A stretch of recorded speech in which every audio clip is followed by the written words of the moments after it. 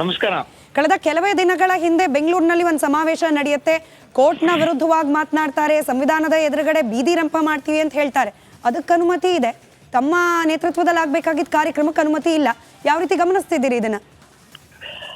ನೋಡಿ, ಈ ರಾಜಕಾರಣಿಗಳೊಂದು ಅವ್ರಿಗೊಂದು ಅಸ್ತ್ರ ಅಂದ್ರೆ ಈ ಪೊಲೀಸ್ ಸ್ಟೇಷನ್ನು, ಇದೊಂದು ಕೇಸ್ ಹಾಕೋದು, ಬ್ಯಾನ್ ಮಾಡೋದು, ಇದೊಂದು ಕೆಟ್ಟ ರೋಗ ಇದು. ಈಗ ಈ ರೀತಿಯ ಒಂದು ಸ್ವಾತಂತ್ರ್ಯ ಹರಣ ಇದು. ನಾವು ಸಂವಿಧಾನಾತ್ಮಕವಾಗಿ ನಮಗೆ ಡಾಕ್ಟರ್ ಅಂಬೇಡ್ಕರ್ ಅವರು ಸ್ವಾತಂತ್ರ್ಯ ಕೊಟ್ಟಿದ್ದಾರೆ, ವಾಕ್ ಸ್ವಾತಂತ್ರ್ಯ ಕೊಟ್ಟಿದ್ದಾರೆ. ಸೊ ಎಲ್ಲಾ ರೀತಿಯ ಸ್ವಾತಂತ್ರ್ಯ ಕೊಟ್ಟಂತ ಸಮಯದಲ್ಲಿ ಈ ರಾಜಕಾರಣಿಗಳಿಗೆ ಹಿಂದುತ್ವ ಅಂತಂದ್ರೆ ಇವ್ರಿಗೆ ಯಾಕೆ ಈ ರೀತಿ ಒಮ್ಮೆಲೆ ಮೈ ಮೇಲೆ ಮುಳ್ಳು ಬಂದಂಗೆ ಆಗುತ್ತೋ ಗೊತ್ತಿಲ್ಲ. ಅದರಲ್ಲಿ ವಿಶೇಷವಾಗಿ ಕಾಂಗ್ರೆಸ್ನವರಂತೂ ಹಿಂದೂ ದ್ರೋಹಿಗಳು, ಹಿಂದೂ ವಿರೋಧಿಗಳು. ಸೊ ಮುಸ್ಲಿಂ ಓಟಿಗೋಸ್ಕರ ಏನ್ ಬೇಕಾದ್ ಮಾಡ್ತಾರೆ ಅಂತ ಅನ್ನೋದಕ್ಕೆ ಇದು ಬ್ಯಾನ್ ಒಂದು ಅಂತನ್ನುವಂಥದ್ದು ನಾನು ಹೇಳ್ತಾ ಇದ್ದೀನಿ. ಸೊ ನಮಗೆ ಮಾತನಾಡಕ್ಕೆ ಅವಕಾಶ ಕೊಡಿ. ಆ ಮಾತಿನಲ್ಲಿ ಏನಾದರೂ ಪ್ರಚೋದನೆ, ಮಾತಿನಲ್ಲಿ ಏನಾದರೂ ತಪ್ಪು ಆಗಿದ್ರೆ ನಮ್ಮ ಮೇಲೆ ಕೇಸ್ ಹಾಕಿ, ನಮ್ಮನ್ನು ಜೈಲ್ಗೆ ಹಾಕಿ. ಆದರೆ ಈ ರೀತಿ ವಿಚಾರವನ್ನೇ ತಡೆಯುವಂಥ ಪ್ರಕ್ರಿಯೆ ಇದೆಯಲ್ಲ, ಸಮಾಜದಲ್ಲಿ ಒಂದು ಜಾಗೃತಿ ಮೂಡಿಸುವಂಥ ಸರಿ ತಪ್ಪು ಮತ್ತು ಮಿತ್ರ ಯಾರು, ಶತ್ರು ಯಾರು, ದೇಶದ್ರೋಹಿ ಯಾರು, ದೇಶಭಕ್ತಿ ಯಾರು ಅಂತನ್ನುವಂಥ ಕಲಿಸುವ ಹೇಳಿಕೊಡೋಕ್ಕೆ ಸಮಾಜದಲ್ಲಿ ಇವತ್ತು ನಮ್ಮ ಬಹಳ ಅನಿವಾರ್ಯ ಅವಶ್ಯಕತೆ ಇದೆ. ಸೊ ಇಂಥ ಸಂದರ್ಭದಲ್ಲಿ ಇವರು ನಮ್ಮನ್ನು ತಡೀತಾರೆ ಅಂತಂದ್ರೆ ಕಾರಣ ಏನ್ ನೀಡಿದ್ದಾರೆ ಸರ್? ಈ ರೀತಿ ನಿಷೇಧ ಮಾಡ್ಲಿಕ್ಕೆ ತಾವು ಬರಬಾರ್ದು ಅಂತ ಹೇಳಿ ಕಾರಣ ಏನ್ ಕೊಟ್ಟಿದ್ದಾರೆ? ನೋಡಿ, ನನಗೆ ಇಲ್ಲಿ ತನಕ ಸುಮಾರು ಒಂದು 62 ಬಾರಿ ನೋಟಿಸ್ ನನಗೆ ಸಿಕ್ಕಿದೆ. ಅಂದ್ರೆ ಇಲ್ಲಿ ಒಂದು 20 ವರ್ಷದಲ್ಲಿ ಅಲ್ಲಿ ತಡೆ, ಇಲ್ಲಿ ತಡೆ ಅಂತ ಹೇಳಿ ಒಂದೊಂದು ದಿನ ಅಂತೂ 2 ಕಡೆಗೆ ಜಿಲ್ಲೆಗೆ ತಡೆ ಮಾಡಿದ್ದಾರೆ ನಂಗೆ. ನಾನು ಮೈಸೂರು ರಾಜು ಅವರ ಹತ್ಯೆ ಹಿನ್ನೆಲೆಯಲ್ಲಿ ಹೋಗ್ತಾ ಇರ್ಬೇಕಾದ್ರೆ ಮಂಡ್ಯದಲ್ಲಿ ತಡೆದ್ರು. ಸೊ ಮಂಡ್ಯದಲ್ಲಿ ನಾನು ಇನ್ನು ಇದು ಮಾಡೋಣ, ಪ್ರೆಸ್ ಮೀಟ್ ಮಾಡ್ತೀನಿ ಅಂದ್ರೆ ಮಂಡ್ಯನೂ ಬ್ಯಾನ್ ಮಾಡಿದ್ರು. ಹೀಗೆ ವಿಚಿತ್ರವಾಗಿ ಇವರ ನಡಾವಳಿಕೆ ಅಂತನ್ನುವಂಥದ್ದು ನಾನು ಹೇಳ್ತೀನಿ. ನನಗೆ ಇಡೀ ರಾಜ್ಯದಲ್ಲಿ ನಿಮ್ಮ ಮೇಲೆ ಕೇಸಸ್ ಇದಾವೆ, ನಿಮ್ಮ ಭಾಷಣ ಪ್ರಚೋದಕಾರಿ ಇದೆ ಅಂತ ಅನ್ನುವಂಥ ಈ ಹೇಳಿಕೆಗಳನ್ನು ಕೊಟ್ಟು ನನ್ನ ಕೇಸನ್ನ ಆಲ್ರೆಡಿ ನಿರ್ಲಿಪ್ತ ಆಗಿದೆ, ನಿರ್ದೋಷ ಆಗಿದ್ದೇನೆ, ಅದನ್ನು ಮತ್ತೆ ಮತ್ತೆ ಮತ್ತೆ ಮೆನ್ಷನ್ ಮಾಡ್ತಾರೆ ಇವರು.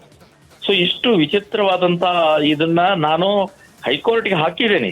ನನಗೆ ಮೇಲಿಂದ ಮೇಲೆ ಈ ರೀತಿಯ ತಡೆ ಒಡ್ಡುವಂತಹದ್ದನ್ನ ಸಂಪೂರ್ಣವಾಗಿ ನಿಲ್ಲಿಸಬೇಕು ಅಂತನ್ನುವಂತ ದೃಷ್ಟಿಯಿಂದ ನಾನು PIL ಹಾಕಿದ್ದೀನಿ. ಸೊ ಅದಕ್ಕಿನ್ನೂ ಇದು ಬಂದಿಲ್ಲ. ಆದ್ರೆ ಬೀದರ್ ಜಿಲ್ಲೆಯಲ್ಲಿ ಅವರು ಕಳೆದ 1 ತಿಂಗಳಿಂದ ಹಿಂದೂಗಳನ್ನ ಒಟ್ಟಿಗೂಡಿಸ್ಬೇಕು, ಹಿಂದೂಗಳ ಜಾಗೃತಿ ಮೂಡಿಸ್ಬೇಕು, ಹಿಂದೂ ಸಮಾಜದಲ್ಲಿರುವಂತ ಜಾತೀಯತೆ ಇರಬಹುದು, ಹಿಂದೂ ಸಮಾಜದಲ್ಲಿರುವಂತ ಮೌಢ್ಯತೆ ಇರಬಹುದು, ಹೀಗೆ ಅನೇಕ ವಿಷಯಗಳನ್ನು ಕುರಿತು ಹೋಗಲಾಡಿಸೋಗೋಸ್ಕರ ನನ್ನನ್ನ ಮತ್ತು ಮಾಧವಿ ಲತಾ ಅವರನ್ನ ಮತ್ತು ಇನ್ನೊಬ್ಬ ಮಹಿಳೆ ಕಾಜಲ್ ಅಂತನ್ನುವಂಥವ್ರನ್ನ ಕರೆಸಿದ್ರು. ಬಹಳ ಪರಿಶ್ರಮ ಪಟ್ಟಿದ್ದಾರೆ, ಬಹಳ ಹಣ ಖರ್ಚು ಮಾಡಿದ್ದಾರೆ.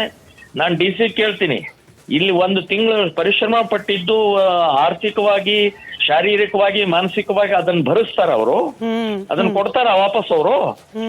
ಸೊ ಈ ಏಕಾಏಕಿ ನಾನು ನಿನ್ನೆ ರಾತ್ರಿ ಬಸ್ನಲ್ಲಿ ಕೂತಿದ್ದೀನಿ. ಬಸ್ನಲ್ಲಿ ಕೂತಾಗ ಒಬ್ಬ PSI ಫೋನ್ ಮಾಡ್ತಾರೆ, ಹೀಗೀಗ ನಿಮ್ಗೆ ಬ್ಯಾನ್ ಮಾಡಿದೆ, ನೀವು ಬರೋಂಗಿಲ್ಲ ಅಂತ ಹೇಳಿ ನನಗೆ ವಾಟ್ಸಪ್ಗೆ ನೋಟಿಸ್ ಕಳಿಸ್ತಾರೆ.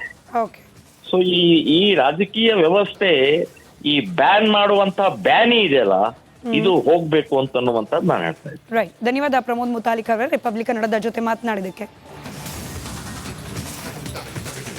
ಕಳೆದ ಕೆಲ ದಿನಗಳಿಂದ ರಾಜ್ಯ ರಾಜಕೀಯದಲ್ಲಿ ಎರಡೂ ಪಕ್ಷದಲ್ಲೂ, ಇನ್ಫ್ಯಾಕ್ಟ್ ಕಾಂಗ್ರೆಸ್ ಹಾಗೆ ಬಿಜೆಪಿಯಲ್ಲಿ ಒಳ ಜಗಳಗಳು, ರಾಜಕೀಯ ಭಿನ್ನಾಭಿಪ್ರಾಯಗಳು ತಾರಕಕ್ಕೇರಿತು. ಇದೀಗ ಕಾಂಗ್ರೆಸ್ನ ಸರದಿ, ಒಳ ರಾಜಕೀಯ ಕಾಂಗ್ರೆಸ್ನಲ್ಲಿ ಮತ್ತೆ ಮುನ್ನೆಲೆಗೆ ಬರ್ತಾ ಇರೋ ಸೂಚನೆ. ರಾತ್ರೋರಾತ್ರಿ ಸಿದ್ದರಾಮಯ್ಯನವರ ಆಪ್ತರು ಗುಪ್ತ ಸಭೆ ನಡೆಸಿದ್ದಾರೆ. ಕುತೂಹಲಕ್ಕೆ ಕಾರಣವಾಗಿದೆ. ಸತೀಶ್ ಜಾರಕಿಹೊಳಿ ಹಾಗೆ ಹಿಟ್ನಾಳ್ ಅವರ ಭೇಟಿ. ರಾಘವೇಂದ್ರ ಹಿಟ್ನಾಳ್ ಅವರನ್ನ ಭೇಟಿಯಾಗಿದ್ದಾರೆ ಸತೀಶ್ ಜಾರಕಿಹೊಳಿ. ಕೊಪ್ಪಳ ತಾಲೂಕಿನ ಹಿಟ್ನಾಳ್ ಗ್ರಾಮದಲ್ಲಿ ಭೇಟಿ ನಡೆದಿದೆ. ತಡರಾತ್ರಿ ಹಿಟ್ನಾಳ್ ಅವರ ಮನೆಗೇನೆ ಆಗಮಿಸಿದ್ರು ಸಚಿವ ಸತೀಶ್ ಜಾರಕಿಹೊಳಿ. 1 ಗಂಟೆಗೂ ಹೆಚ್ಚಿನ ಕಾಲ ಉಭಯ ನಾಯಕರು ಚರ್ಚೆ ಮಾಡಿದ್ದಾರೆ. ಸಿದ್ದರಾಮಯ್ಯನವರ ಪರಮಾಪ್ತ ಶಾಸಕರು ಈ ರೀತಿಯಾಗಿ ಸಭೆಯನ್ನ ನಡೆಸಿರೋದು ಅದು ಗೌಪ್ಯವಾಗಿ ಕುತೂಹಲಕ್ಕೆ ಕಾರಣವಾಗ್ತಾ ಇದೆ. ಈರಯ್ಯ ಮತ್ತಷ್ಟು ಡೀಟೇಲ್ಸ್ ಕೊಡ್ತಾ ಹೋಗ್ತಾರೆ. ದೂರವಾಣಿ ಸಂಪರ್ಕದಲ್ಲಿದ್ದಾರೆ. ಮೈಕ್ನ ಮುಂದೆ ಏನು ಕಾರಣ ಕೊಡ್ತಿದ್ದಾರೆ, ಮೈಕ್ನ ಹಿಂದೆ ಆಗಿರೋದು ನಿಮ್ಗೆ ಏನು ಗೊತ್ತಾಗ್ತಾ ಇದೆ ಈರಯ್ಯ?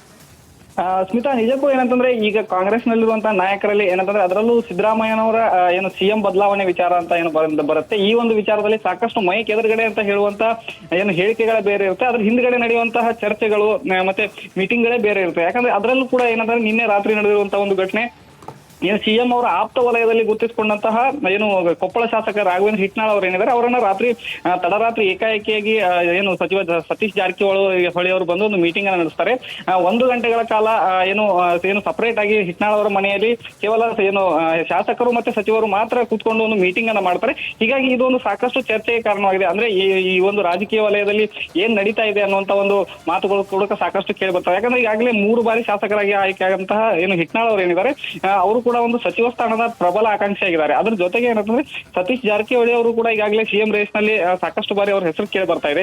ಈ ಹಿನ್ನೆಲೆಯಲ್ಲಿ ಈ ಒಂದು ಮೀಟಿಂಗ್ ಏನಾಗಿದೆ ಇದು ಸಾಕಷ್ಟು ಒಂದು ರಾಜಕೀಯ ಬೆಳವಣಿಗೆಗೆ ಕಾರಣ ಆಗುತ್ತಾ ಅನ್ನುವಂತ ಒಂದು ಚರ್ಚೆ ಜೋರಾಗಿ ನಡೀತಾ ಇದೆ ಸ್ಮಿತಾ ಇಲ್ಲಿ. ರೈಟ್, ಧನ್ಯವಾದ ಈರಯ್ಯ ಮಾಹಿತಿಗಾಗಿ. ಆಟಿ ಕೋಳಿ ಸಾಂಬಾರ್ ಅಂದ್ರೆ ಮಾಂಸಪ್ರಿಯರಿಗೆ ಅಚ್ಚುಮೆಚ್ಚು. ಇದೀಗ ಕನ್ನಡ ಸಾಹಿತ್ಯ ಸಮ್ಮೇಳನದಲ್ಲೂ ಬಾಡೂಟ ಹಾಕಿಸುವಂತೆ ಕೂಗು ಕೇಳಿ ಬಂದಿದೆ. ಇದು ವಿವಾದದ ಸ್ವರೂಪವನ್ನ ಕೂಡ ಪಡೆದುಕೊಳ್ತಾ ಇದೆ. ಈ ಕುರಿತಾದ ಒಂದು ಡೀಟೇಲ್ ರಿಪೋರ್ಟ್ ನಿಮ್ಮ ಮುಂದೆ.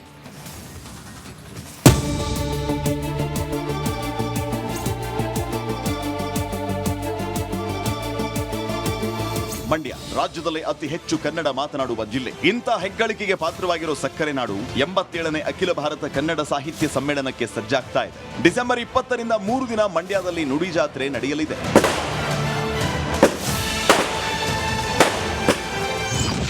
ನುಡಿ ಜಾತ್ರೆಯಲ್ಲಿ ಹೊಸದೊಂದು ವಿವಾದ.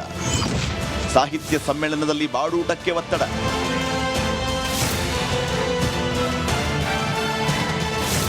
ಮಂಡ್ಯದಲ್ಲಿ ನುಡಿ ಜಾತ್ರೆಗೆ ಭರದ ಸಿದ್ಧತೆ ನಡೀತಾ ಇದೆ. ಸಮ್ಮೇಳನಕ್ಕೆ ಬಂದವರಿಗೆ ಅಚ್ಚುಕಟ್ಟಾಗಿ ಊಟದ ವ್ಯವಸ್ಥೆ ಮಾಡಲು 4 ಕೋಟಿ ರೂಪಾಯಿ ಮೀಸಲಿಡಲಾಗಿದೆ. ಈ ನಡುವೆ ಸಮ್ಮೇಳನದಲ್ಲಿ ಬಾಡೂಟ ವ್ಯವಸ್ಥೆ ಮಾಡಬೇಕು ಅನ್ನೋ ಬೇಡಿಕೆ ಕೇಳಿ ಬಂದಿದೆ. ಇದು ಪರ ವಿರೋಧ ಚರ್ಚೆಗೆ ಕಾರಣವಾಗಿದೆ. ಮಂಡ್ಯದಲ್ಲಿ ನಡೆಯುವ ಕನ್ನಡ ಸಾಹಿತ್ಯ ಸಮ್ಮೇಳನದಲ್ಲಿ ಮಾಂಸಾಹಾರ ಊಟದ ವ್ಯವಸ್ಥೆ ಮಾಡಬೇಕು ಅನ್ನೋ ಒತ್ತಾಯ ಜೋರಾಗಿದೆ. ನಾಡು, ನುಡಿ, ಜಲ, ನೆಲ ವಿಚಾರಗಳ ಹೋರಾಟದಲ್ಲಿ ಮಂಡ್ಯ ಸದಾ ಮುಂದಿರುತ್ತೆ. ಅದರಲ್ಲೂ ಮಂಡ್ಯ ಅಂದ್ರೆ ಬಾಡೂಟಕ್ಕೆ ಫೇಮಸ್. ಹೊರ ಜಿಲ್ಲೆಗಳಿಂದ ಬರುವ ಜನ ಮಂಡ್ಯ ಶೈಲಿಯ ಬಾಡೂಟ ಸವಿಯಲು ಇಷ್ಟಪಡ್ತಾರೆ. ಹಾಗಾಗಿ ಸಸ್ಯಾಹಾರದ ಜೊತೆ ಮಾಂಸಾಹಾರದ ಊಟ ಹಾಕಿಸುವಂತೆ ಒತ್ತಡ ಹೆಚ್ಚಾಗಿದೆ. ಅಷ್ಟಕ್ಕೂ ಈ ವಿಚಾರ ಮುನ್ನೆಲೆಗೆ ಬರೋದಕ್ಕೆ ಕಾರಣ ಕನ್ನಡ ಸಾಹಿತ್ಯ ಪರಿಷತ್ ಹಾಕಿರೋ ಅದೊಂದು ಷರತ್ತು. ಅಂದಹಾಗೆ ಸಮ್ಮೇಳನದಲ್ಲಿ ಪುಸ್ತಕ ಮತ್ತು ವಾಣಿಜ್ಯ ಮಳಿಗೆಗಳನ್ನ ಆನ್ಲೈನ್ ಮೂಲಕ ಕಾಯ್ದಿರಿಸಿದವರಿಗೆ ಮಾಂಸಾಹಾರ, ಮದ್ಯ ಮತ್ತು ತಂಬಾಕು ಮಾರಾಟವನ್ನ ನಿಷೇಧಿಸಲಾಗಿದೆ. ಈ ಬೆನ್ನಲ್ಲೇ ವ್ಯಾಪಕ ವಿರೋಧ ವ್ಯಕ್ತವಾಗಿದೆ. ಸಮ್ಮೇಳನ ಸಸ್ಯಾಹಾರಿಗಳಿಗೆ ಮಾತ್ರವೇ, ಬಾಡೂಟ ಸವಿಯೋರಿಗೆ ಯಾಕಿಲ್ಲ ಸ್ವಾಮಿ ಅಂತ ನೆಟ್ಟಿಗರು ಪ್ರಶ್ನೆ ಮಾಡಿದ್ದಾರೆ. ಕೆಲವರು ಉಸ್ತುವಾರಿ ಸಚಿವ ಎನ್ ಚಲುವರಾಯಸ್ವಾಮಿ ಹಾಗೂ ಮಂಡ್ಯ ಶಾಸಕ ಗಣಿಗ ರವಿಕುಮಾರ್ ಅವರನ್ನ ಭೇಟಿಯಾಗಿ ಬಾಡೂಟಕ್ಕಾಗಿ ಮನವಿ ಮಾಡಿಕೊಂಡಿದ್ದಾರೆ. ಈ ನಡುವೆ ಕರ್ನಾಟಕ ರಕ್ಷಣಾ ವೇದಿಕೆ ಶಿವರಾಮೇಗೌಡ ಬಣದ ಕಾರ್ಯಕರ್ತರು ಜಿಲ್ಲಾಡಳಿತಕ್ಕೂ ಮನವಿ ಸಲ್ಲಿಸಿದೆ. ಆರ್ಟಿಕಲ್ 15, 51 ಆಧಾರದಲ್ಲಿ ವೈಜ್ಞಾನಿಕ ಮನೋಭಾವಗಳು ಮಾಂಸಾಹಾರ ಸಸ್ಯ ಎರಡು ವ್ಯಾಪಾರವನ್ನು